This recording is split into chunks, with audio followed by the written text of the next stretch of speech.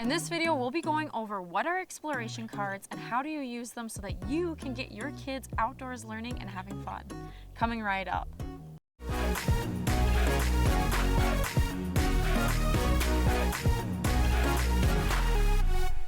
Hello! For all of you who don't know me, my name is Elsa and I make videos on the EcoElsa YouTube channel to help you get outdoors. So let's get started. So for starters, what are exploration cards?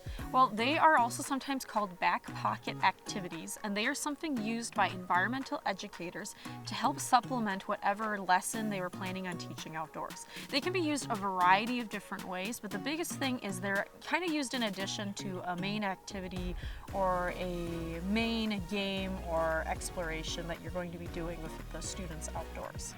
But parents, you guys can use these too, so I'm going to get to that in 1 second.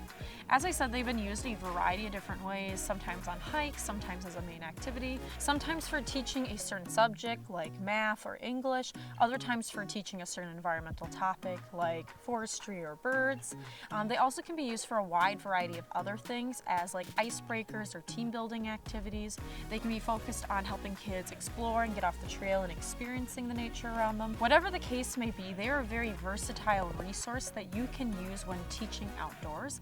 Whether you're a teacher or a parent, I highly recommend them, hence why we're doing a video about them. So how do you use exploration cards then? Well, there are a wide variety of ways to use them. There are a few things that you need to keep in mind for sure. For starters, you're going to have a clear idea of how you want to incorporate them into your class ahead of time. That way you're not flying by the seat of your pants too much, as they are something that can get a little wild and crazy if you haven't planned ahead of time how you want to use them and incorporate them. The second thing is, since they are called exploration cards, usually they involve getting off the trail a little bit and exploring. You are going to want to pick an area where it's safe and also allowed by the park to get off the trail and do some of the exploring and some of the activities that are included on them. That way the students can actually get the full effect of the benefits from the card. They're exploring and looking for animal tracks or for where animals are hiding their food or signs of predators or whatnot. You know, a lot of these things are hard to do if you have to stay on the trail. So do keep that in mind if you are going to be in a park where the kids can't really get off the trail. Or pick a different park where there is a space where kids can get off the trail and do some learning through exploring. The good news is they don't always have to be off the trail, and we're going to give you 3 different activities that you can use exploration cards for that might have different pros and cons and benefits that you're looking for if you're looking to incorporate them as part of your class outdoors. What is also great about them though is that since they are so versatile, there are multiple varieties of ways of using them as part of your class, as well as different ways that you can use them where you can touch on other learning standards like teamwork or reading skills and writing skills. So wide variety. We're going to outline for you 3 different ways that are our favorite for using them, and you can take those and do what you want with them, incorporate them, change them up a little bit to make them better suit your needs and your class. Number 1, outdoor class icebreaker. So this one is for when you're taking a group of kids outdoors for the first time for a certain subject or a certain topic.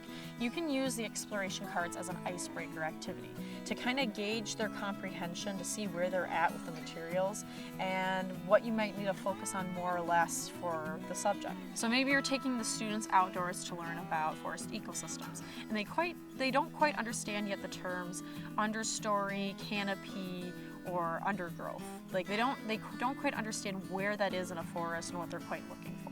Now you know that's something you're going to need to focus on more while you're out on your hike or later on in classes that week. What is nice about this, especially though, if you're a teacher and you've had to take kids outdoors, even in the regular classroom, when you're introducing a new topic and you take the route of talking at the students and having a talk like that where it's I'm teaching, you're listening, you're taking notes, maybe depending on the ages of the students, maybe it is a little bit more of a discussion, but usually it's really hard to keep the kids focused for anything more than 5 minutes when doing this. And so what's nice about doing your outdoor class as this icebreaker activity with the exploration cards is it engages the students. The cards have things on them like the kids can do this activity, they do this exploration, they're looking for this thing, they're acting out this behavior. Like all these different things allows the students to be engaged and kind of get a feel for what you're going to be covering in class. As well as what's nice for you as the teacher is then you can watch for their comprehension to see where they're at, as well as have a discussion at the end for what their card have them doing, Why do they think that is part of their lesson for what they're going to be learning about? And you can kind of build off from there for, hey, my students have a good comprehension of this material, but not so much this other stuff. So maybe I want to focus a little bit more on that in my hike or later on in class that week. You can do this a couple of different ways depending on the ages of the students. If the students are younger and not yet able to read, you, the adult, or maybe a co-teacher, can read out a card, and then the students have to do that activity or look for that thing. As well as if the students are old enough that they are reading, especially when they're younger and they're just starting to get their reading going and they're practicing reading, having the students read the cards themselves and going and doing that activity can allow you to help them practice their reading skills, as well as taking that, what they read, and comprehending it and turning it into the activity or the exploration that they were supposed to do. So as you can see, even with this one activity, it allows for a wide variety of ways for the students to learn and for you to teach, depending on what works best for your students based on their personalities of the group or their ages or the subject. Number 2, hiking activity. So while you're hiking along, whether you're a teacher or a parent and you're moving from point A to point B, a great way of keeping kids engaged in learning the topic or just exploring and keeping an eye on the world around them and learning from it is using exploration cards. So as they're hiking along, you can pass out cards and have the students in teams or groups or individually doing the activities as you're hiking from point A to point B. You are going to have to look through the cards ahead of time and make sure they are activities that the kids can do while hiking. But other than that, it's a great way of keeping the kids engaged in learning about the subject or exploring the world around them. As well as if you're a parent, it's a great way to try and keep your kids off of technology if you did allow them to bring it with them. Or it's a great way of incorporating technology by having your kids take pictures or videos of the things that they are seeing and exploring and experiencing on the hike, making them be their own nature documentary people. If you are looking for more ways of keeping kids engaged while hiking, another great thing is having a quiz hike or just discussions that the students need to have on certain topics as they hike along. And a great way of making sure that they are in fact doing it while hiking, since they sometimes like to spread out in a long line through the woods, is having a worksheet and making sure they're filling it out as they're hiking. We'll have more about this in a future video though, but just an idea for you if this is what you're really looking for. And number 3, review. By using exploration cards, if you're at the end of a unit and these are all things that you've covered in class or classes outdoors, you can use the exploration cards as a way to help the students review as a review game or activity before you head indoors for a quiz or a test the following day, or that day for that matter. There are many ways of spicing up the exploration cards if you're going to be using them for a review, depending on what the subject is and the age of the kids that you're using them with. So it could be things like having a simple letter or a single word on them that the students need to find examples of in nature. You also can have it be a group activity where they have to work as a team and explain it to each other or partners, or a kind of show and tell for the group. This will allow you once again to see where their comprehension is at and help maybe fix anything before you do the quiz or the test even later on.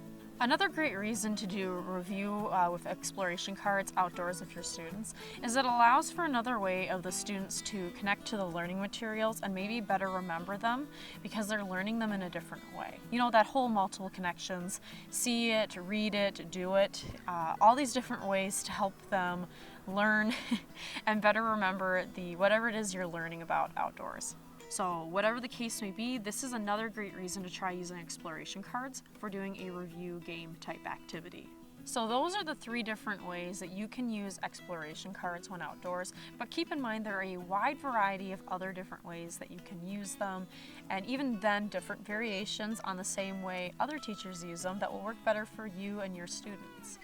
But we're not going to leave you with just that. The great thing about exploration cards is that you can make your own or you can purchase them anywhere and adjust them to fit your needs for your subject material and your class, as well as for teaching additional things like reading or math or English in addition to any kind of science topic. So as part of that, EcoElsa is going to be offering our very own exploration cards for sale on our website as well as on the Teachers Pay Teachers platform. EcoElsa trading cards battle the ferocious environmental Elsa versus the happy hippie Elsa. No. So if you want to check out the different exploration card kits that we offer, go ahead and head over to our website, EcoElsa.com, or over to Teachers Pay Teachers and search EcoElsa or EcoElsa exploration cards. Whatever you need to do so you can find us and these nice little cards. We're selling them to be affordable and a great tool for teachers and parents to use to help their kids get outdoors learning, exploring, and having fun. They also may or may not be one of the giveaway items for this winter's giveaway. So make sure you check out one of our previous videos about our winter giveaway and see how you can get entered in it. Right now for December, we may or may not be having the giveaway items on Facebook.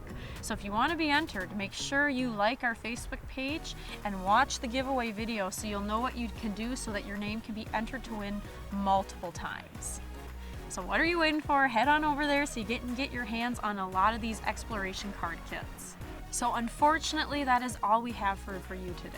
So make sure to go into the description for all the resources and links to everything mentioned in this video, the links to buy our exploration cards on our website and Teachers Pay Teachers, as well as how to get entered in the giveaway. Watch that video so you can get entered, as well as all the links to our different social media platforms on our website where you can find tons more resources to help you and your kids get outdoors. As well as check out our newsletter. We send out 1 to 2 emails every month full of resources for environmental education and for getting you people outdoors. So as always, have a fantastic rest of your week. Be safe, learn lots, have fun, and get outdoors. We'll see you out there.